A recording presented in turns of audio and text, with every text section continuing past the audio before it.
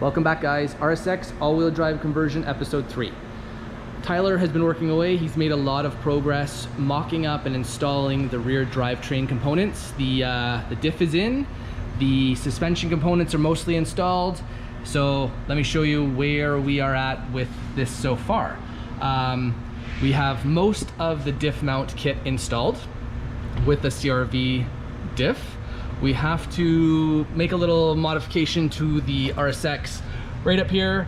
The bracket interferes with that part, or the car interferes with this bracket, so we're gonna trim a little bit of that to make it fit nicely. But other than that, this diff mount kit is perfect. It fits really well, and we should, once we've trimmed that little piece of the car, we'll be able to drill the holes, mount this up, and then the diff will be mounted solidly. We have the axles in. These axles are CRV driver side axles. Driver side has the short axle. I've used 2 of them and everything's connected. So technically we have rear drivetrain in this RSX now.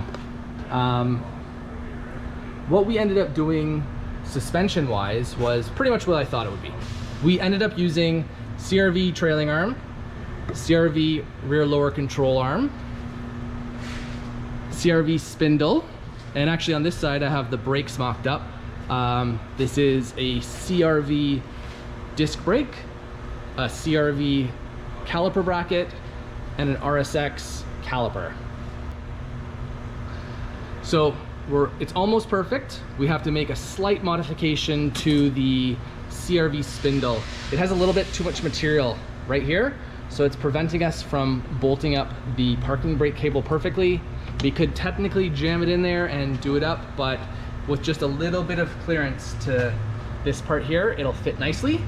So this seems like it's gonna work really well. Everything is basically bolting up and lining up. The caliper lines up. Everything looks pretty good. So very happy with this brake setup. I'm gonna be able to retain parking brake pretty easily without having to try to convert it to the drum internal style parking brakes. So happy about that. One other little nuance about this, the CRV trailing arm uses a larger bolt for the strut or the shock. I believe this is a M14 on a CRV. The RSX shocks use an M12, so there's going to be a bit of a gap or a bit of a difference in the bolt holes, if you can see. So I'm gonna probably take care of that in the future. There's a few ways you could do it. I could technically drill out the strut bushing a little bit to make it M14. Right now we're just gonna put it together as is and deal with it later on, just in the interest of time. But so far so good, great progress so far. We have a lot of little buttoning up to do. This side of the suspension has to be bolted up together and the brakes have to be installed over here. Finish up this side as well, and then finish up installing the Pirate Garage bracket at the top. With that done, I guess the next step is gonna be modification to the car. We're gonna have to tackle this tunnel area now. The plan, I think, is to cut it, lift this up, and make up the difference with some sheet metal, and also cut this out, probably have to reinforce it somehow underneath. Once that is all clearanced and this diff is mounted, then we can get started creating our custom drive shaft. I have the 2 drive shafts that need to become one over here. This back one is the Freelander drive shaft with the viscous coupler in the middle, and this one in the front is the CRV. So once we've finalized the mounting of the diff and got the subframe installed so we know the exact final position of everything, we have to measure the total length between the transfer case and the diff.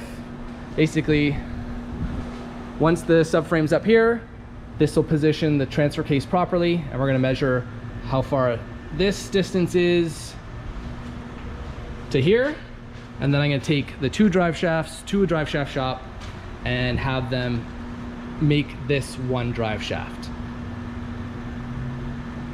Once that's done, we're gonna have to make some plates or some brackets to be able to bolt these hanger bearings, because we need basically just this middle section, and we have to support these hanger bearings. Not a big deal, should be pretty straightforward, but all bits and pieces that have to be done. So I think I'm gonna let Tyler get back to work and finish up the rear drivetrain components, and I will, once we get a little bit further along, I'm gonna come back and I'll do another update. Okay, Tyler's ready to put the final touches on the install of this rear diff kit. Basically, he's got it all supported, bolted in down below, and what we need to do now is tighten this so the bracket fits snugly, and we have to drill some pilot holes through this and sandwich the other. We have another side of a plate. We have another plate that goes on the back on the inside of the car. So what we're going to be doing is drilling pilot holes, then remove this plate, drill bigger holes, and put the backing plate on, and then tighten from the inside of the car to snug this all up. And basically that is it for the diff mount kit. This is the plate that goes on the inside, so we're gonna drill those clearance holes, mount this on the inside, and then we'll snug everything up and the diff will be fully mounted. All right guys, so Tyler has pretty much finished up the install of the rear diff, and while the car is down, I thought I would share how it mounts on the inside of the trunk area. The beauty part of this kit is you don't even have to remove the spare tire to do it. What we did was bolted up the diff with the bracket kit on the underside of the car, and used the top bracket to line up where we need to make the holes, and drilled pilot holes, then built bigger holes. And on this side of the car, you basically just put the plate here and thread in these bolts, tighten it up, and it's all done. So that's all you really have to do from this side of the car to mount the all-wheel drive diff mount kit. Super easy. Thanks Red for making the kit so easy to use. What we need to do now is finish up this side of the all-wheel drivetrain, get the brakes all together. We just have to modify that little piece a little bit to make both sides of the parking brake work, and then technically this is all done.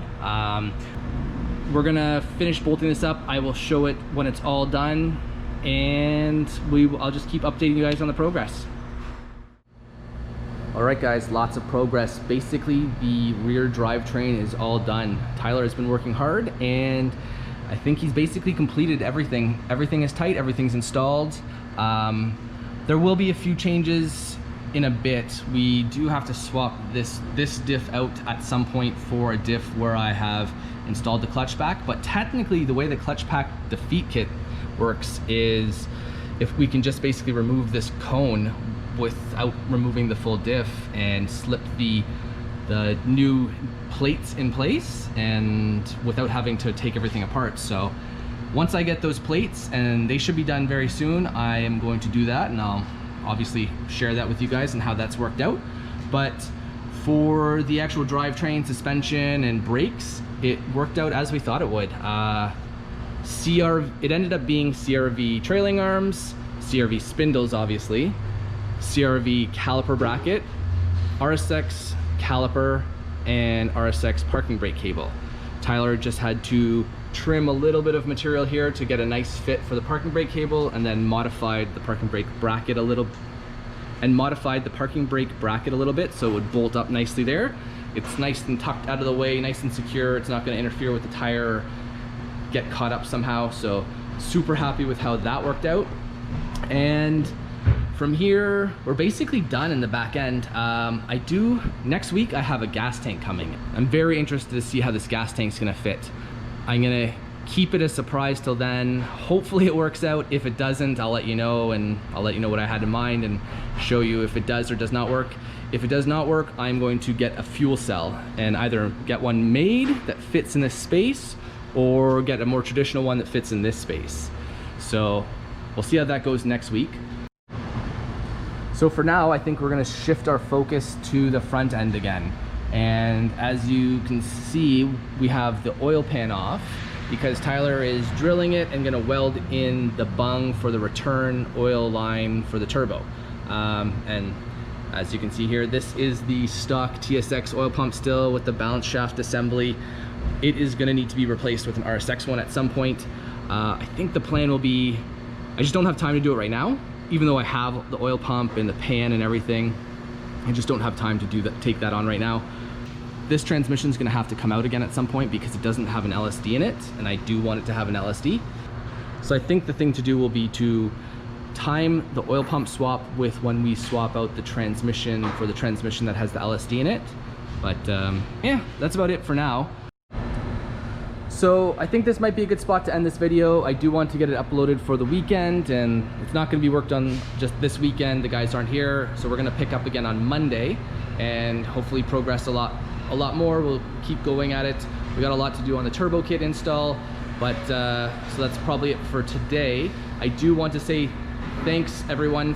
I really do appreciate everyone that has subscribed, everyone that likes, everyone that comments.